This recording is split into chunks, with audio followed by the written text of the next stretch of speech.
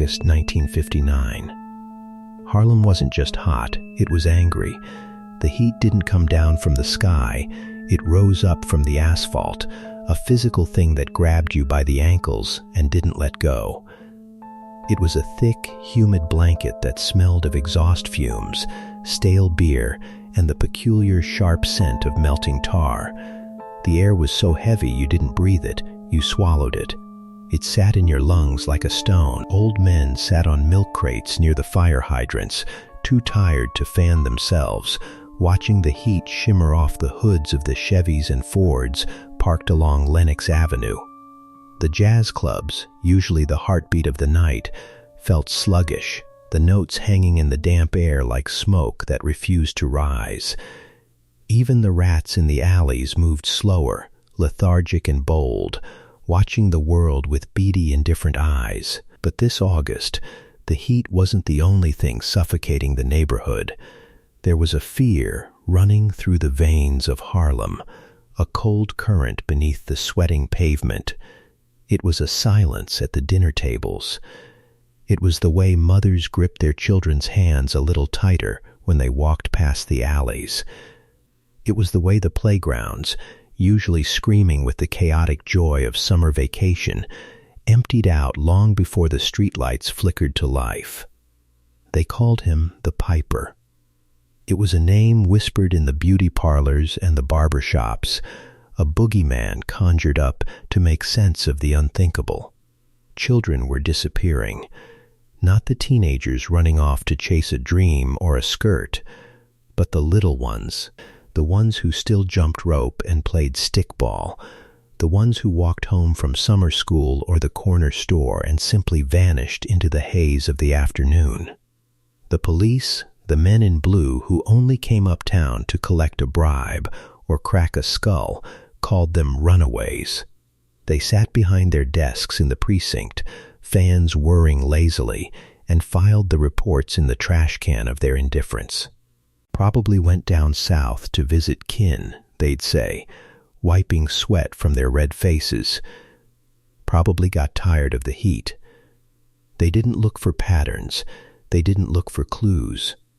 To them, a missing black child in Harlem was just a statistic, a number that didn't add up to enough to ruin their lunch break. Ellsworth Bumpy Johnson sat in his office at the back of the storefront on 125th Street, staring at a map of Harlem pinned to the wall. The air conditioner in the window rattled and wheezed, fighting a losing battle against the temperature outside.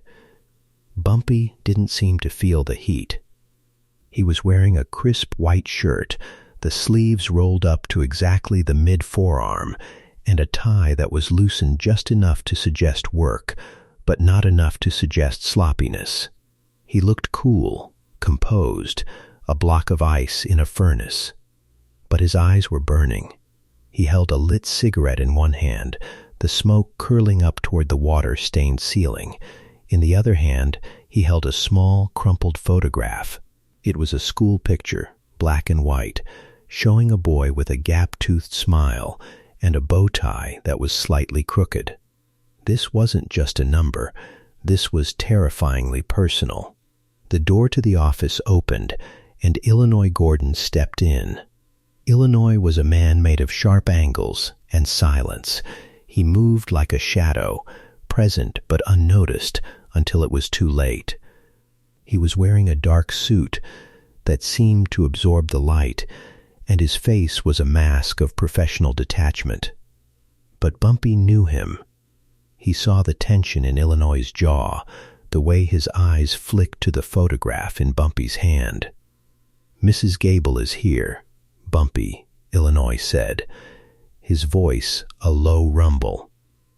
"She's in a bad way." Bumpy nodded slowly. He stubbed out the cigarette in the heavy glass ashtray, grinding it down until the ember was dead. "Send her in," he said, "and Illinois, close the door. I don't want the street hearing a mother's grief." Mrs. Gable walked in a moment later.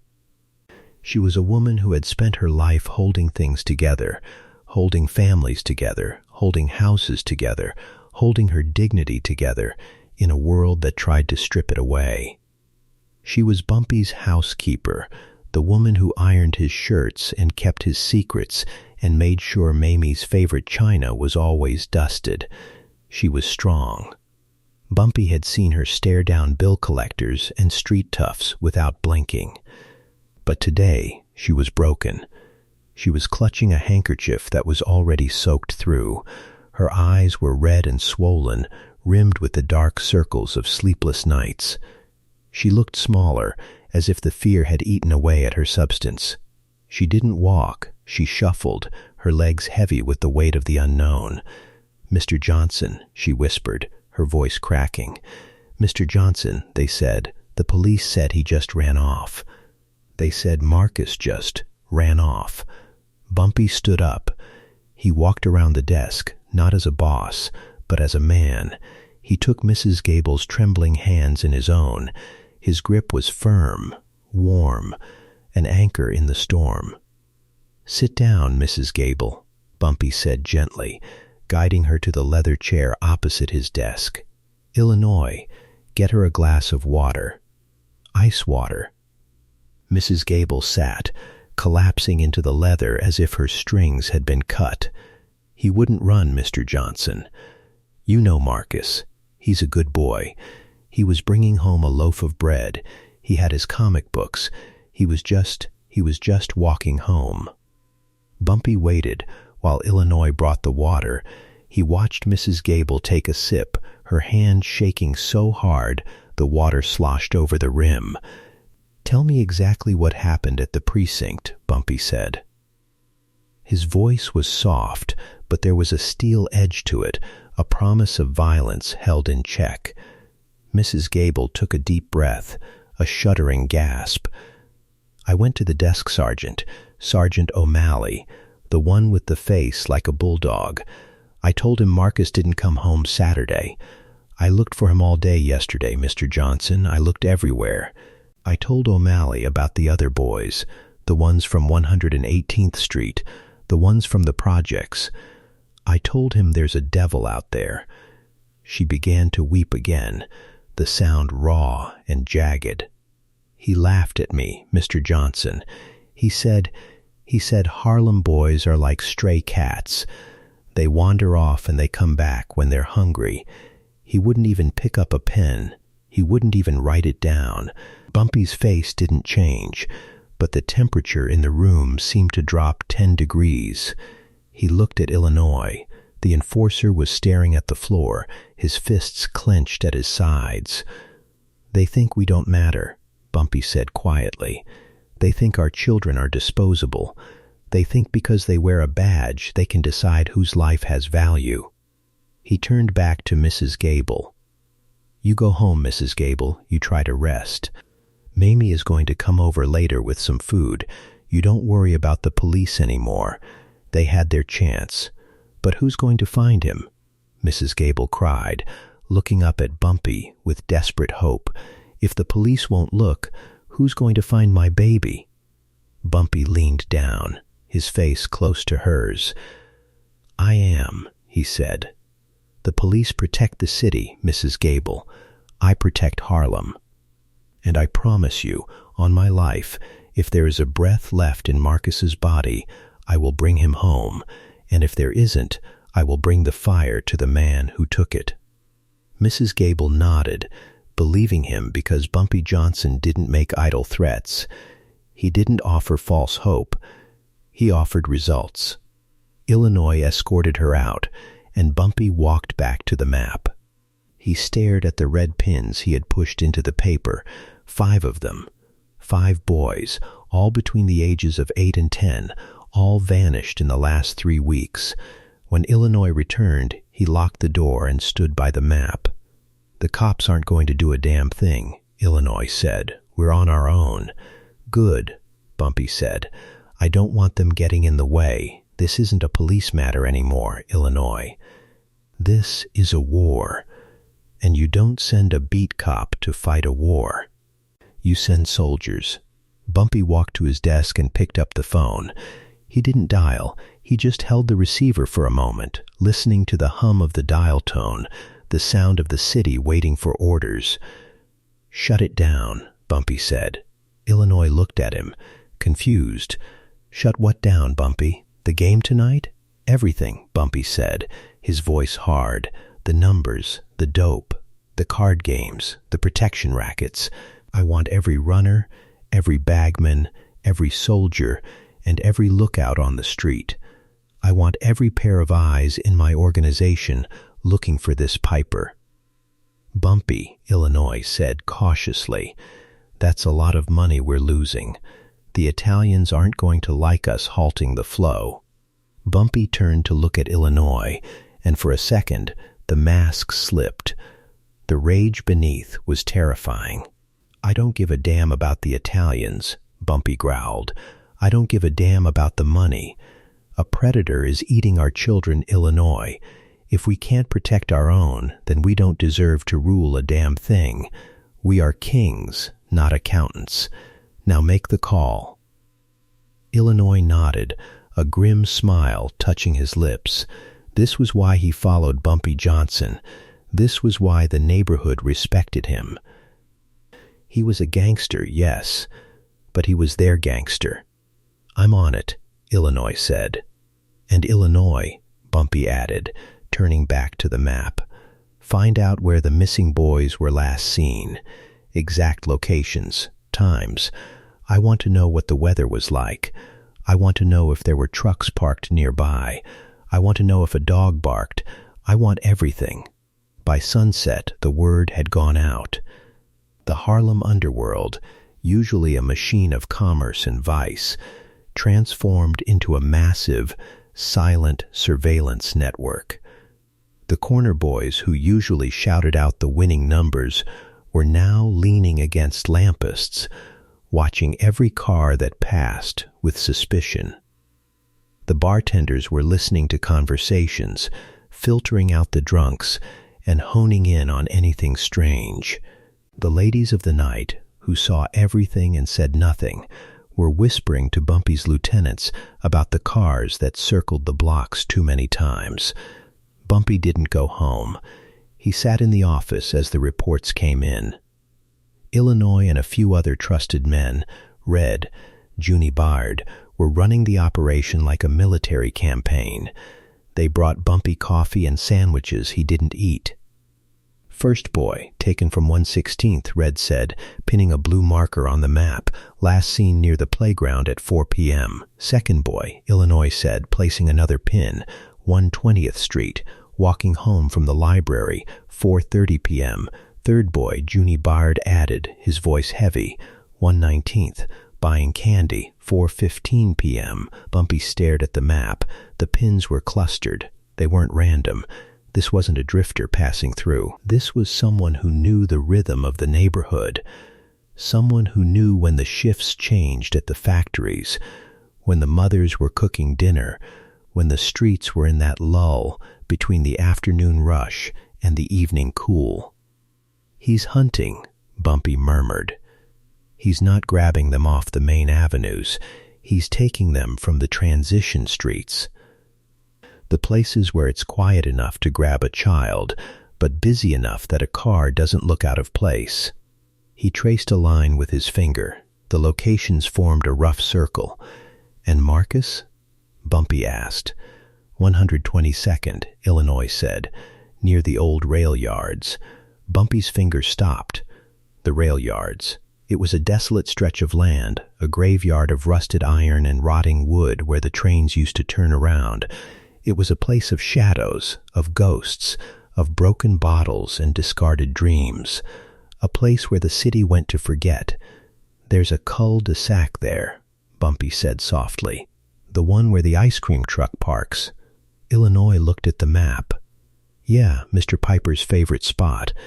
It's not just an ice cream truck," Bumpy said, his voice dropping to a whisper. "Think about it.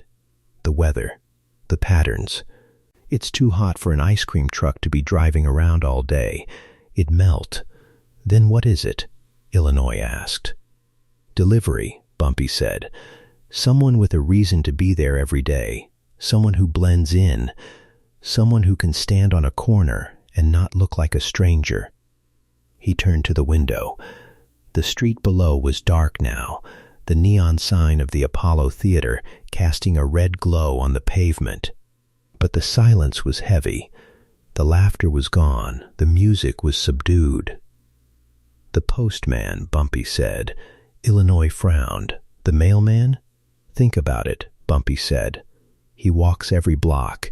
He sees the kids playing. He knows which mothers are home and which ones are working. He knows when the streets are empty. And nobody looks twice at a mailman. He's part of the scenery." Bumpy picked up the phone again. He dialed a number he knew by heart. It was a man named S., a friend in Hell's Kitchen who owed him a favor, a man who could dig up information that even the FBI couldn't find. "S," Bumpy said into the receiver, "I need a list. Every postal worker assigned to the 116th to 125th Street routes. I want names, I want histories, and I want to know if anyone has a record of unnatural interests." He listened for a moment. Then he hung up. "What did he say?" Illinois asked. "He said he'll have it by morning," Bumpy said, "but we don't have until morning." He looked at the map again. The red pins seemed to stare back at him, accusations. 5 boys, 5 lives interrupted, and Marcus. If he took Marcus on Saturday, Bumpy said, his voice tight, he's still got him. He's not done with him yet. He's enjoying it. He's keeping him somewhere close. Bumpy walked out of the office, grabbing his coat. "Come on, Illinois. We're going for a walk." They drove to the rail yards. The car moved slowly through the streets, the headlights cutting through the oppressive darkness. Bumpy sat in the back seat, watching the neighborhood pass by. He saw the fear in the faces of the people huddled on stoops. He saw the mothers calling their children inside earlier than usual. He saw the way the men looked at every passing car, their hands near their pockets. When they reached the cul-de-sac near the rail yards, Bumpy got out. The air here was cooler, tinged with the smell of rust and oil. The street was empty, save for a few stray cats and a flickering street lamp that buzzed like an angry insect. "This is it," Bumpy said. "This is where he hunts." He walked to the center of the cul-de-sac. It was a dead end, a place where the city simply stopped. On one side, the towering brick wall of an old factory. On the other, the rusted chain-link fence of the rail yards. In the middle, a single, lonely street lamp. "If a kid walks down this street," Bumpy said, "there's nowhere to run. No witnesses. Just the dark and the silence." Illinois looked around, shivering slightly despite the heat. "It's a perfect trap. And that's exactly what we're going to give him," Bumpy said. "A perfect trap." He turned to Illinois. "We need bait." Illinois looked at him, horrified. "Bumpy, you can't be serious. We ain't putting a kid out here. Not a real one," Bumpy said. "I would never risk a child's life." "But this Piper, he's arrogant. He thinks he's smarter than us. He thinks he's invisible, and arrogance makes a man blind." Bumpy walked back to the car. "Do you know Sammy the sculptor?" Illinois nodded. "The prop guy? Over on 135th? Does work for the theaters?" "Yeah," Bumpy said. "Get him. Wake him up. Tell him Bumpy Johnson needs a favor. Tell him I need the best work of his life. Tell him I need a boy." Illinois understood. He got in the car without a word.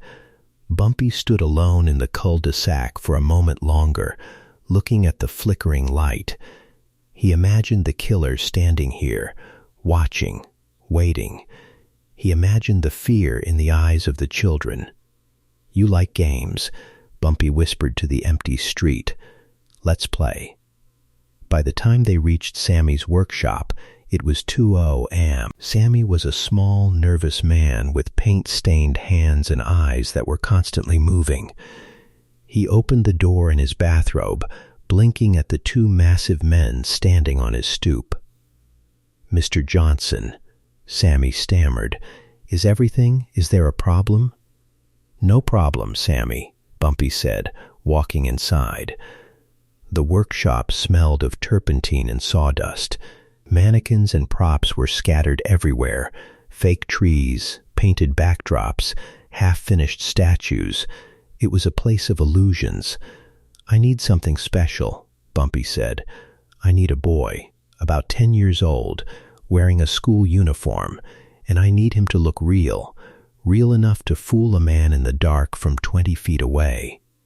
Sammy looked at Bumpy, then at Illinois. He swallowed hard. A dummy? Like a ventriloquist act?" "No," Bumpy said. "Like a child. Terrified. Alone. Waiting for a bus that isn't coming." Sammy nodded slowly, his artist's mind already working. "Wax," he said. "I can use wax for the face, glass eyes, real hair. I have some old wigs. I can dress him in a uniform from the thrift store. It'll take me maybe 6 hours. You have 4, Bumpy said. And Sammy, make sure the head is loose. Attach it with a simple peg so it snaps off easy." Sammy's eyes widened, but he didn't ask why. "You didn't ask Bumpy Johnson why. You just did the work." Bumpy and Illinois waited in the car while Sammy worked. Bumpy smoked another cigar, the tip glowing in the dark. He didn't speak. He was running the scenario in his head, over and over. Every variable, every angle. What if the killer didn't show? What if he saw the trap? What if he had a gun?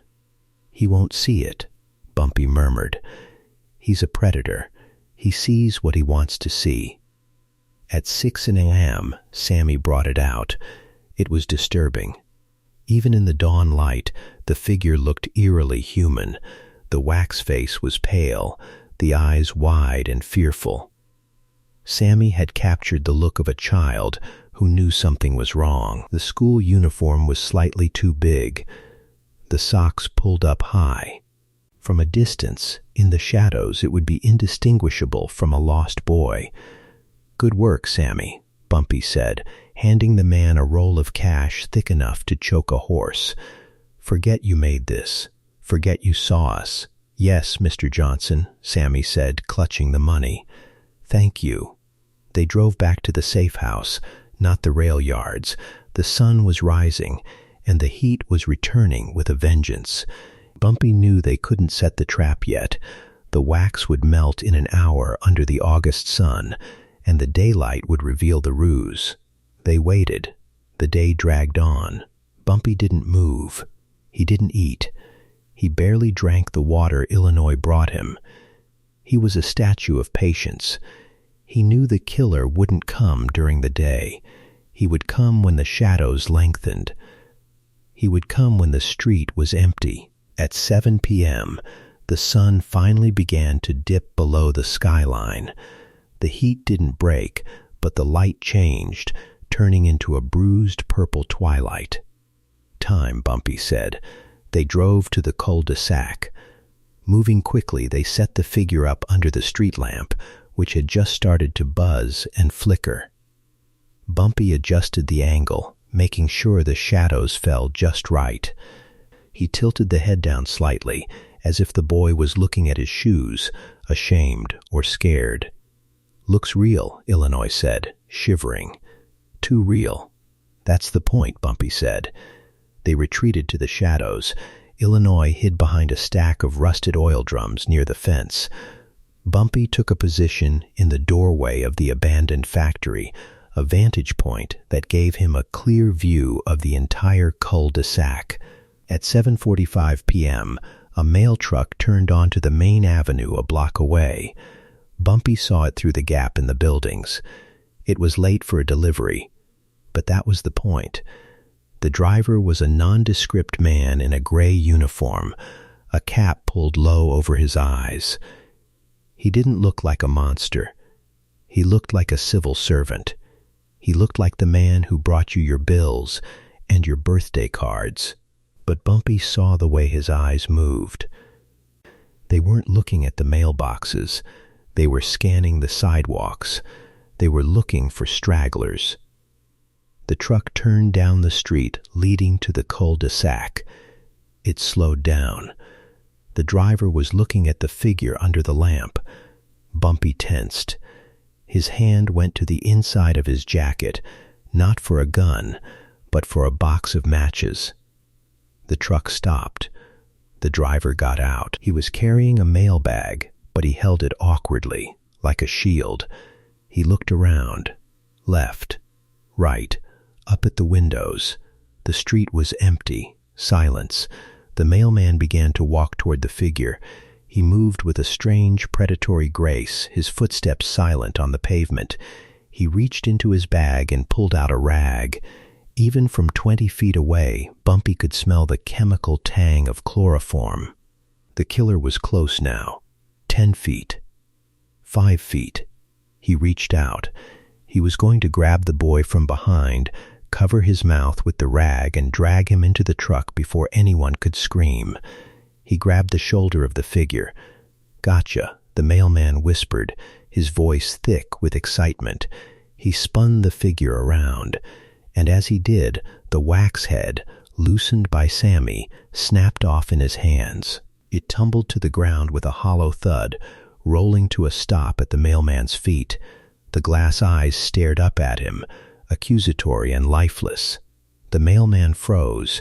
He stared at the headless body in the school uniform. He stared at the wax head on the ground. His brain couldn't process it. For a second, he just stood there, mouth open, the rag hanging limply from his hand.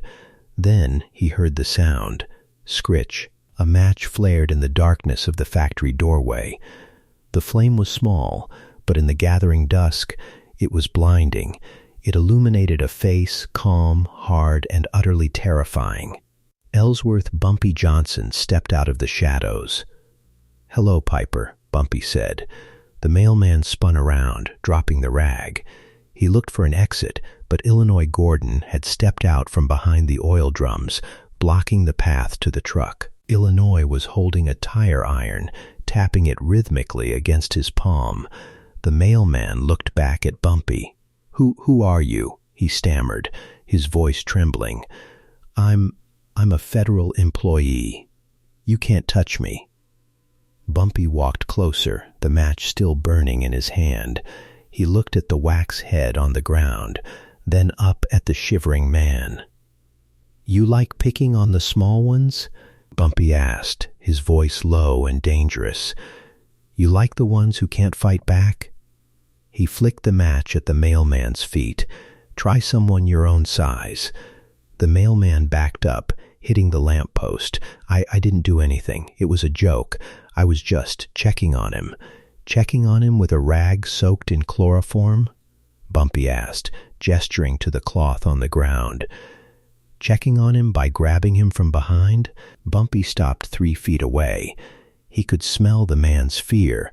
It smelled like sour milk and desperation. "Where are they?" Bumpy asked. "Where are the boys?" "I don't know what you're talking about." The mailman screamed. "I'm a mailman. I deliver letters." Bumpy sighed. He looked at Illinois. "He doesn't want to talk, Illinois. He thinks we're the police. He thinks we have to follow the rules." Illinois chuckled, a dry sound like bones rattling. "He's confused, Bumpy. Maybe we should help him clarify his thinking." Bumpy nodded. He reached out and grabbed the mailman by the lapels of his uniform. The man tried to struggle, tried to swing the mailbag, but Bumpy was immovable. He slammed the man against the lamppost, the metal ringing with the impact. "Listen to me closely," Bumpy whispered, his face inches from the killer's. "I am not a detective. I am not a judge. I am the man who runs this city, and you have taken something that belongs to me." He tightened his grip, bunching the fabric until the mailman choked. "You took Marcus Gable. You took 4 other boys. And unless you want to find out what it feels like to be mailed back to the post office in pieces, you are going to tell me exactly where they are." The mailman stared into Bumpy's eyes.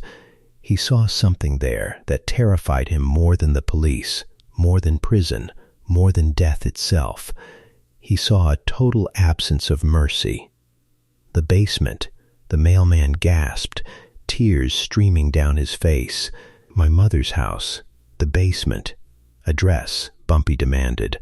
142nd Street, near the river. Please, don't kill me. I'm sick. I need help. Bumpy released him. The mailman slid down the pole, sobbing. Help is coming, Bumpy said. But first, we're going to make a delivery. He looked at Illinois. Get him in the car. Trunk. Illinois grabbed the man by the collar and dragged him toward the Cadillac. The mailman kicked and screamed, but Illinois silenced him with a short, brutal chop to the back of the neck. He went limp. Illinois tossed him into the trunk like a sack of laundry and slammed the lid. Bumpy looked down at the wax head one last time. He picked it up and set it gently on the curb. Good job, kid, Bumpy whispered. He got in the car. 142nd Street, Illinois. Drive fast. The car roared to life, tires screeching as they peeled out of the cul-de-sac. They raced through the streets of Harlem, the engine growling like a beast unleashed. Bumpy sat in the back, his hands folded, staring straight ahead. He had the address. He had the monster.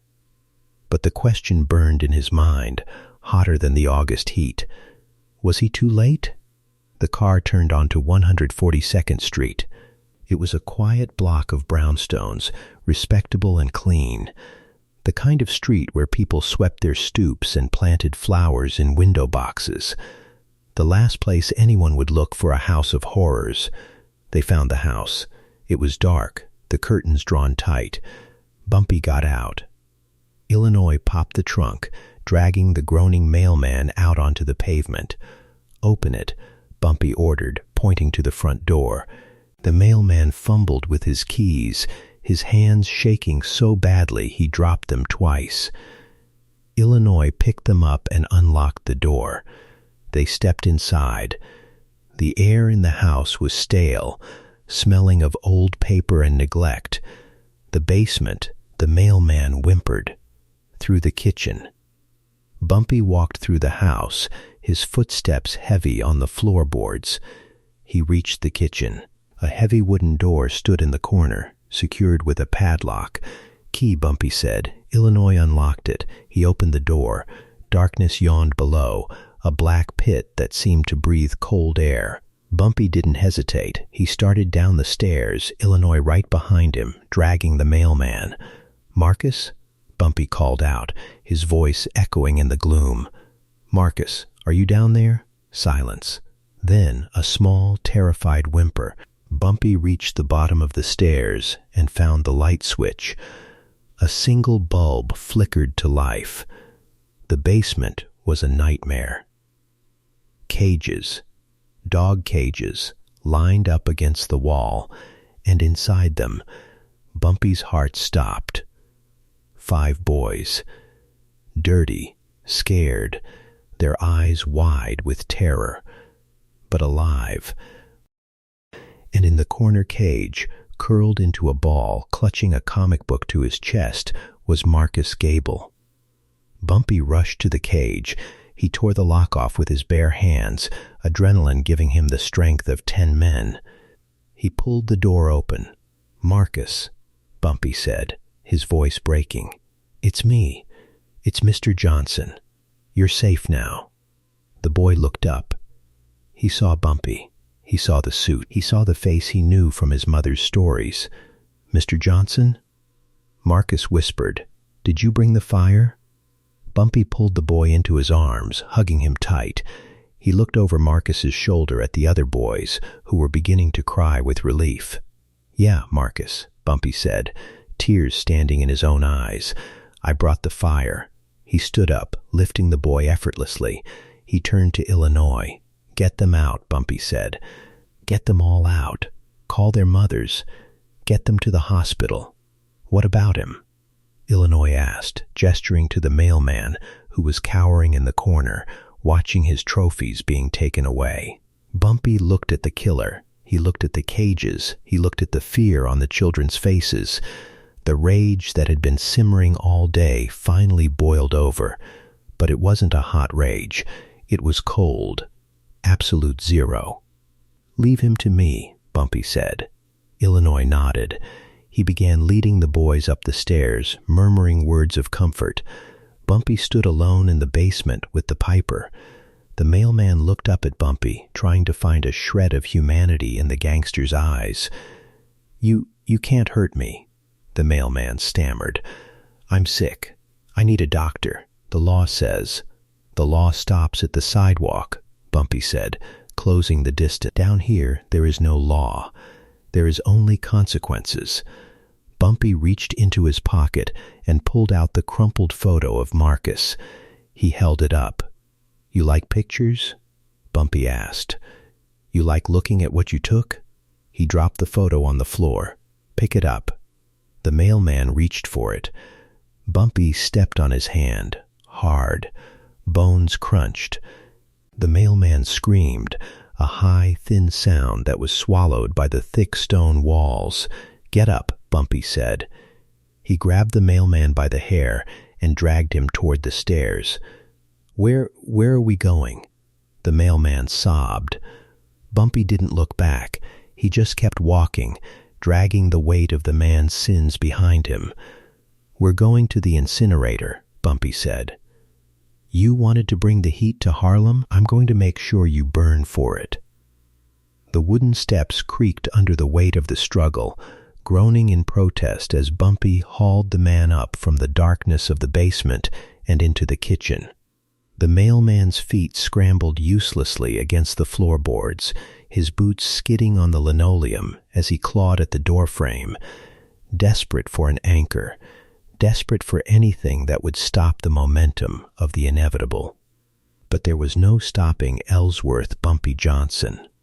He moved with the terrifying certainty of a glacier, a force of nature that did not pause for pleas or pity. Bumpy shoved the man through the back door and into the heavy, suffocating night.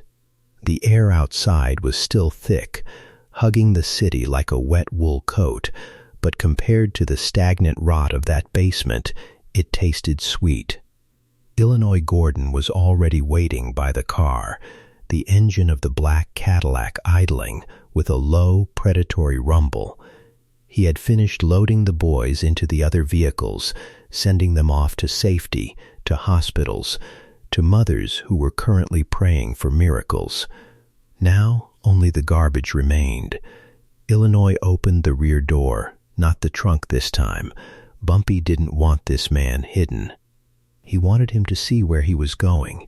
He wanted him to watch the city he had terrorized pass him by one last time. "Get in," Bumpy ordered, his voice devoid of emotion. The mailman, whose name was Sterling, a name Bumpy had learned from the ID badge pinned to the man's sweating chest, hesitated. He looked at the open door, then at the dark alley, calculating the odds of a run. He was a small man, wiry and quick, the kind of man who had spent his life dodging consequences. But then he looked at Illinois, who was standing by the fender cleaning his fingernails with a small knife, and the fight drained out of him. He collapsed into the leather seat, weeping softly. Bumpy slid in next to him. The door slammed shut, sealing them in a capsule of leather and silence. "Drive," Bumpy said. The yards. The car pulled away from the curb, gliding through the streets of Harlem like a shark patrolling a reef. Bumpy sat comfortably, legs crossed, lighting a fresh cigar. The flare of the lighter illuminated the interior for a brief second, casting long, dancing shadows across Sterling's terrified face. Bumpy took a long drag, filling the car with the rich, earthy scent of tobacco, masking the smell of the mailman's fear, which was acrid and sour, like old onions. "Please," Sterling whispered, his hands trembling in his lap. "Please, Mr. Johnson. You don't have to do this. I have money. I have savings. I can pay you. I can leave town. I'll go to Canada. You'll never see me again." Bumpy turned his head slowly, exhaling a plume of blue smoke that drifted toward the ceiling. He looked at Sterling with the same detached curiosity a scientist might have for a beetle pinned to a board. Money? Bumpy asked, the word rolling off his tongue with quiet amusement. You think this is a transaction? You think you can buy your way out of what you did? Everyone has a price, Sterling stammered, clinging to the only logic he understood. You're a businessman. I know who you are. You run numbers. You run protection. This is just business. Bumpy laughed. It was a dry, humorless sound, like dry leaves skittering across pavement. You mistake me, Sterling. I am a businessman when I am dealing with men, when I am dealing with greed or ambition or power. But you are not a man. And this is not business. Bumpy leaned forward, his voice dropping to a whisper that was louder than a shout. This is sanitation. I am taking out the trash. The car turned onto the highway, picking up speed. The city lights blurred into streaks of neon and amber outside the window. They were leaving the residential blocks behind, leaving the brownstones and the corner stores, and heading toward the industrial edges of the city. The landscape began to change. The buildings grew lower, flatter, uglier. The sidewalks disappeared, replaced by chain-link fences and gravel lots filled with sleeping trucks. Sterling pressed his face against the window, watching the familiar world retreat. Where are we going? He cried, his voice pitching up. This isn't the way to the police station. I told you, Bumpy said, examining the ash on his cigar. The police deal with crimes against the state. They deal with broken laws. What you did, that wasn't a crime against the law. That was a crime against nature. The police don't have a cage for you, Sterling. They'd put you in a cell, give you a lawyer, let a doctor talk to you about your childhood. Maybe in 10 years, you'd be out on parole, driving a truck again, watching the playgrounds. Bumpy shook his head. I can't allow that. I protect this neighborhood. And protection means making sure the threat doesn't come back. The Cadillac turned down a gravel road, the tires crunching loudly. The air here was different. It didn't smell like the city anymore. It smelled of sulfur, burning rubber, and ash. Ahead, looming against the night sky like a medieval castle, was the silhouette of the municipal incinerator. It was a massive structure of brick and iron, with a smokestack that pierced the clouds. Even at this hour, it was awake. A dull, orange glow pulsed from its belly, and a low, rhythmic thrumming vibrated through the ground, shaking the frame of the car. This was where the city sent its refuse. The broken furniture, the medical waste, the things nobody wanted to look at anymore. Illinois stopped the car near the loading bay. The area was deserted, save for a few of Bumpy's men who were standing guard by the gate, their cigarettes glowing in the dark. They nodded as the Cadillac approached, opening the heavy steel doors. End of the line, Illinois said, turning off the engine. The silence that followed was heavy, broken only by the distant roar of the furnaces. Bumpy opened his door and stepped out. The heat here was intense, a physical wall that hit you the moment you exposed your skin. It wasn't the humid heat of the streets. It was a dry, searing heat that sucked the moisture right out of your eyes. Bumpy walked around to the other side of the car and opened the door. Sterling was curled into a ball, refusing to move. Get out, Bumpy said.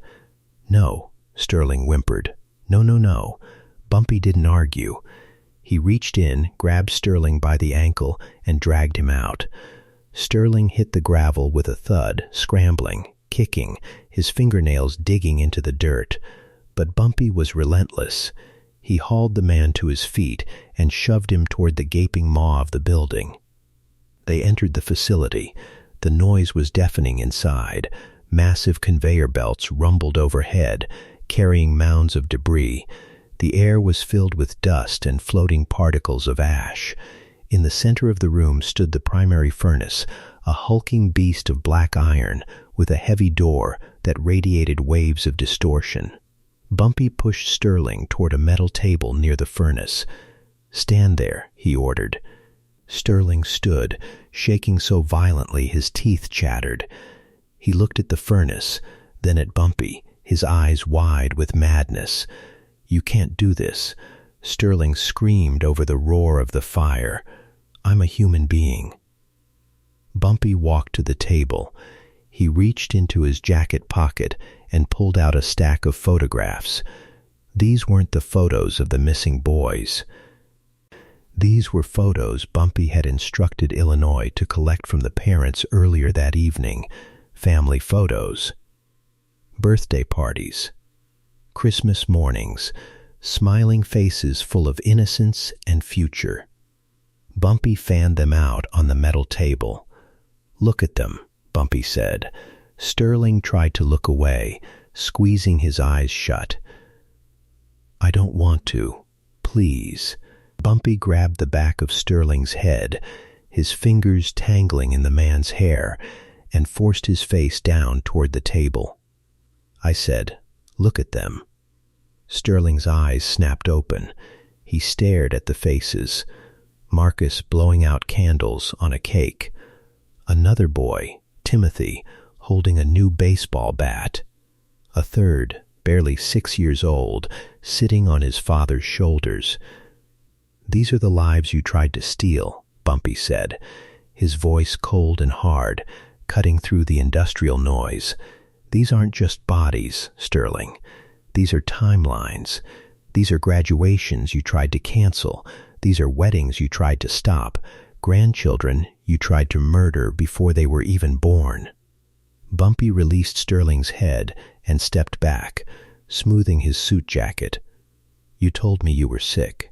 "You said it was a sickness." "It is," Sterling cried, grasping at the excuse. "I can't help it. It's a voice in my head. It tells me to do it." "That's strange," Bumpy said, tilting his head. "Because when I look at you, I don't see a sick man. A sick man seeks help. A sick man fights the disease. You planned. You built cages. You bought chloroform. You stalked. That's not sickness, Sterling. That's effort. That's work. You worked hard to be a monster." Bumpy walked over to the heavy iron lever that controlled the furnace door. He placed his hand on it. The metal was warm. "And now," Bumpy said, "I'm going to pay you your wages." He pulled the lever. With a shriek of rusted metal, the furnace door began to rise. The heat that spilled out was staggering. A blast of hellfire that singed the hair on their arms. The orange light flooded the room, painting everything in shades of violent amber. Inside the chamber, the fire roared, a vortex of consuming energy that turned everything it touched to smoke. Sterling screamed. He tried to run, but Illinois was there, blocking the path, his arms crossed, his face a stone mask. "Please," Sterling begged, falling to his knees before Bumpy. "I'll do anything. I'll work for you. I can run numbers. I can be useful." Bumpy looked down at the groveling man. The firelight danced in Bumpy's eyes, making them look like pools of molten gold. "You have nothing to offer me," Bumpy said. "You have nothing to offer the world. You are a deficit. You are a debt that needs to be cleared." Bumpy nodded to Illinois. The enforcer moved forward. He didn't rush. He didn't run. He simply walked over, grabbed Sterling by the belt in the back of his collar, and lifted him. Sterling kicked and thrashed, his screams rising in pitch until they sounded less like a man and more like a dying animal. "No, no, God, please no." Illinois carried him to the edge of the open furnace. The heat was so intense now that Illinois had to squint, turning his face away from the glare. Bumpy stepped up beside them. He looked Sterling in the eye one last time. "When you get to hell," Bumpy said, his voice calm, "tell the devil Bumpy Johnson sent you. And tell him to keep the gate locked, because I'm coming for him next." Illinois heaved. Sterling's body arced through the air, a silhouette against the blinding orange wall of fire. He vanished into the inferno.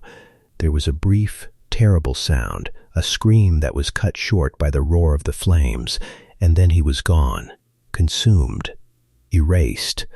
Bumpy pulled the lever immediately. The heavy iron door slammed down with a clang that rang like a funeral bell, sealing the fire back inside. The roar muffled instantly, replaced by the hum of the machinery. It was done. Bumpy stood there for a moment, staring at the closed door. He took a handkerchief from his pocket and wiped a bead of sweat from his forehead. He adjusted his cufflinks, checking to make sure the gold wasn't tarnished by the ash. He straightened his tie. Illinois stepped back, dusting off his hands. He looked at Bumpy, his expression unreadable. "He's gone," Illinois said. "He was never here," Bumpy corrected. "The Piper was a ghost story. And tonight, we turned on the lights." They walked back to the car in silence. The air outside felt freezing now, the sweat on their skin turning cold in the night breeze. The stars were hidden behind the smog, but the moon was fighting its way through, a pale, watchful eye. Bumpy got into the back seat of the Cadillac. He felt a wave of exhaustion wash over him, not physical, but spiritual. It was the heavy toll of playing God, of deciding who lived and who died. It was a weight he carried, so the rest of Harlem didn't have to. "Take me home, Illinois," Bumpy said softly. The drive back to Harlem was slow. The adrenaline was fading, leaving behind a hollow ache. Bumpy watched the city re-emerge. The factories gave way to warehouses, the warehouses to tenements. The streets were quiet, the witching hour, when even the hustlers and the insomniacs were resting. Bumpy thought about Mamie. He thought about the way she slept, peaceful and unaware of the darkness he waded through to keep her safe. He thought about the duality of his life. To the world, he was a gangster. To the newspapers, he was a menace. But to Mrs. Gable, tonight, he was a savior. They pulled up in front of his building on 121st Street. The streetlights were humming. A stray cat sat on the stoop, washing its paw. It was a scene of normalcy that felt alien after the factory. "Go home, Illinois," Bumpy said as he got out. "Get some sleep. We have to open the books tomorrow." "You good, Bumpy?" Illinois asked, leaning across the seat. Bumpy paused, his hand on the doorframe. He looked up at his own apartment window, where a faint light was burning, Mamie leaving a lamp on for him. "I'm solid," Bumpy said. "Just another Tuesday." He watched the Cadillac drive away, the taillights fading into the gloom. Then he turned and walked up the steps. He unlocked his front door, the click of the latch echoing in the quiet hallway. Inside, the apartment was warm and smelled of lavender and floor wax. It smelled like a home. Bumpy took off his jacket and hung it carefully in the closet. He loosened his tie and unbuttoned his collar. He went into the bathroom and turned on the tap, scrubbing his hands with a bar of harsh soap. He scrubbed until his skin was pink, washing away the soot, the grease, and the invisible stain of Sterling's fear. He dried his hands and walked into the bedroom. Mamie was asleep, her breathing deep and rhythmic. She looked like an angel in the soft light. Bumpy sat on the edge of the bed, careful not to wake her. He just watched her for a long time, grounding himself in her presence. She was the reason he could do what he did. She was the light at the end of the tunnel. She stirred, sensing him. Her eyes fluttered open, sleepy and soft. "Ellsworth?" she whispered, her voice thick with sleep. "You're home late. Work ran long," Bumpy said gently, brushing a stray hair from her forehead. "Had some loose ends to tie up. Is everything okay?" she asked, reaching for his hand. Bumpy took her hand. His skin was rough against hers, but his touch was tender. "Everything is fine, Mamie. Go back to sleep. Did you find him?" she asked, her eyes closing again. Mrs. Gable called. She was crying. She said Marcus came home. She said the police brought him. Bumpy smiled in the dark, a genuine smile. "Yeah, he's home." "You're a good man, Ellsworth," she mumbled, drifting back into dreams. Bumpy kissed her knuckles. "I try, baby. I try." He stood up and walked to the living room window, looking out over the street. The sun was beginning to crest over the horizon, painting the Harlem rooftops in shades of purple and gold. The city was waking up. The milk trucks were starting their rounds. The buses were hissing to a stop at the corners. The nightmare was over. The Piper was gone, ash in a furnace, a bad memory erased by the morning light. But Bumpy knew there would be others. There was always another wolf waiting in the tree line. There was always someone who thought they could take what belonged to Harlem. Bumpy lit a cigarette, the first one of the new day. He watched a group of kids running down the block, chasing a ball, their laughter drifting up to his window. They were safe. They didn't know how close the darkness had come. They didn't know about the man in the mailman's uniform or the fire in the incinerator, and they didn't need to know. That was the burden of the crown. That was the price of being the king. You walked in the mud so everyone else could keep their shoes clean. Bumpy inhaled deeply, the smoke filling his lungs. He felt the steel in his spine, the cold resolve that had kept him alive through Alcatraz, through gang wars, through the shifting tides of history. "Let them come," Bumpy whispered to the rising sun. "I'm not going anywhere." He stayed at the window until the street was fully alive, watching over his kingdom. The city was loud now, vibrant, chaotic, and beautiful. It was Harlem. And it was his. Later that morning, around 10 a.m., Bumpy walked into the Flash Inn for breakfast. The place was buzzing. The jukebox was playing the Drifters. The smell of bacon and coffee was in the air, and the regulars were shouting across tables. When Bumpy walked in, the room went quiet for a beat, not out of fear, but out of respect. Heads nodded. Hands were raised in greeting. "Morning, Bumpy." "Good to see you, Mr. Johnson." Bumpy nodded back, moving through the room with his usual grace. He took his corner booth. The waiter, a young kid named Tyrone, hurried over with a pot of coffee. "Morning, Mr. Johnson." "The usual?" "Yeah, Tyrone. Keep it coming." As he waited, the door opened and Mrs. Gable walked in. She was holding Marcus's hand. The boy was clean, dressed in his Sunday best, though it was a Wednesday. He had a bandage on his knee and looked tired, but he was there. He was alive. The room went silent again as Mrs. Gable walked toward Bumpy's booth. She didn't look like the broken woman from yesterday. She looked fierce. She looked proud. She stopped at the table. Marcus looked up at Bumpy, his eyes wide. "Mr. Johnson," Mrs. Gable said, her voice steady. I don't know what to say." Bumpy put down his coffee cup. "You don't have to say anything, Mrs. Gable. I'm just glad to see young Marcus up and about." "Shouldn't he be resting?" "He wanted to see you," she said. "He wanted to say thank you." Marcus stepped forward. He reached into his pocket and pulled out something small. It was a shooter marble, a swirl of blue and white glass, his most prized possession. He placed it on the table in front of Bumpy. "My mama said you saved me," Marcus said, his voice small but clear. "She said you're a superhero." Bumpy looked at the marble. He picked it up, rolling it between his thumb and forefinger. He looked at the boy. "I'm no superhero, son," Bumpy said seriously. "I'm just a neighbor who looks out for his block. But you were brave. You held on. That's the real magic. He handed the marble back to Marcus. You keep this. Use it to win all the other kids' marbles. You hear me? Don't let anyone take what's yours. Marcus nodded vigorously, clutching the marble. Yes, sir.